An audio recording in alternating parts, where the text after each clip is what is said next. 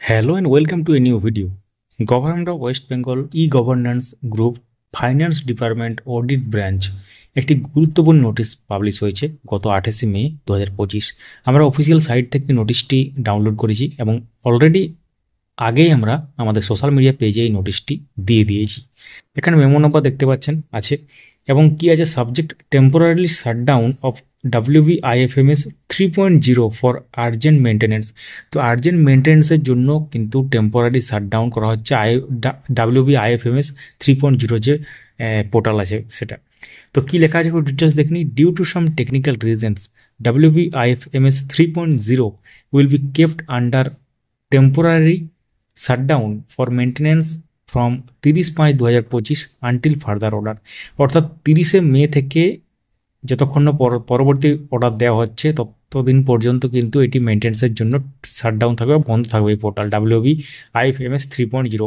However যদিও এখানে all the operations যেটা e Bantan, CTS, e billing for the object head of accounts notified by memo number এবং আছে এখানে যেটা would be available under the existing WBIFMS 2.0 যেটা আর কি from the first working day of June 2025।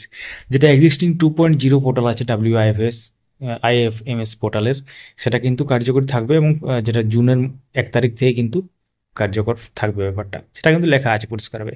তো এটা দেখেই অনেকেই হয়তো ভাবতে পারেন যে ডিএ সংক্রান্ত ব্যাপারে জন্য হতে পারে।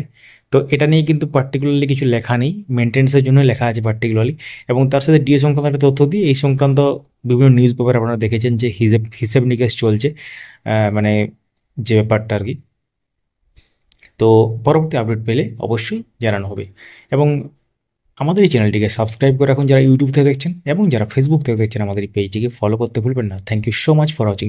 আপনাদের মূল্যবান মতামত কমেন্টে জানান।